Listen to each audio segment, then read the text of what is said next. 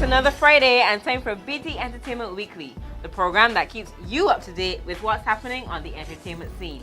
I'm Camila. And I'm Gina, and we have another packed show. You know I'm looking forward to Crop Over, right? I think you tell us that every single week. That's because I'm so excited, and I think I'm going to warm up next month. A Crop Over warm-up? Well, yeah, you could call it that. It's really Kaduival, Yui's Carnival. The fets have started, and the band leaders are showing what they're working with this year. In fact, just this week, two of them launched, Island Army and Loud. Carla Giddens spoke to BT Entertainment Weekly about Loud 2014. The theme is about that life, and it's about trendsetters, it's about person living in the fab lane, it's about fashion killers. And this year I actually chose a couple trendsetters in entertainment. To name a few would be Rihanna, Beyonce, Miley Cyrus. Island Army's theme this year is Immortals, Greek gods and goddesses. Bandleader Kwesi Anderson says they're looking for 250 revelers tops. And even though people are saying how hard things are, they just might be getting what they're looking for. So far so good, the response has been good.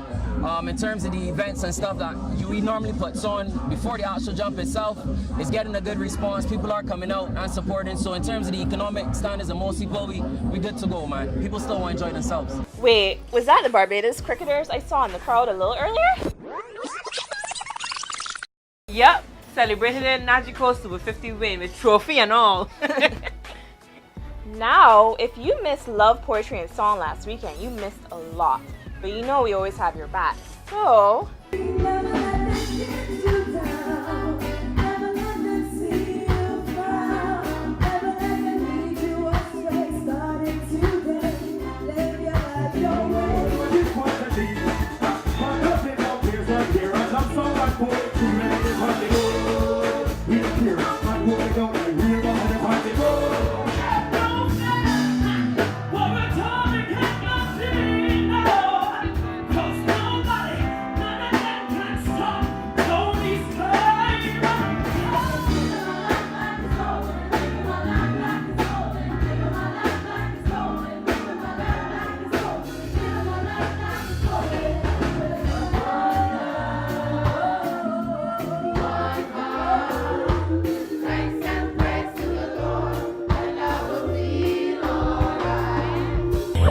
There was definitely a lot of local talent on the stage at Lara Court, and the audience clearly loved it. And talking about local talent,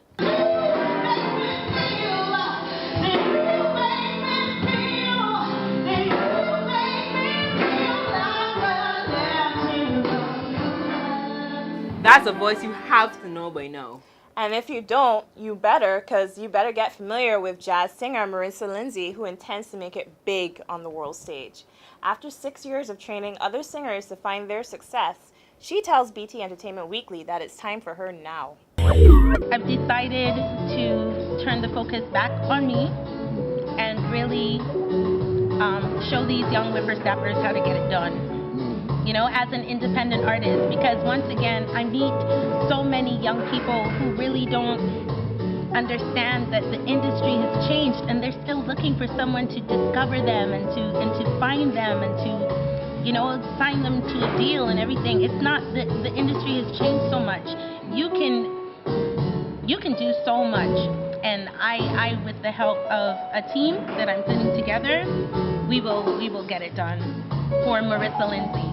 Marissa kicked the International Diaspora Arts Festival into high gear last weekend, along with the 1688 band led by Stefan Walcott.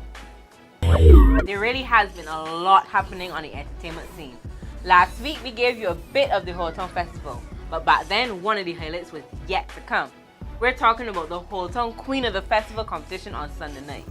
You have to admit, they were stunning, all 7 of them. For sure, they dazzled the crowd and the judges in their gowns, and some showed off their fit-looking bodies in swimwear. Makes me jealous. But you know, there can only be one winner, and this time around it was the youngest of them all, 19-year-old Zane Padmore. Yep, she did a great job even though the competition was so tight. She not only looked good in her gown, but she performed her talent well too. Congrats to Zane and all the other girls as well, because it really must have been difficult for the judges to pick a winner. Well, that's where this edition of BT Entertainment Weekly ends. Remember, this is the place to be for all the happening events in and around Barbados today. I'm Gina. And I'm Camila. Do not forget, link us up on www.barbadostoday.bb and like us on Facebook for more. See you next week!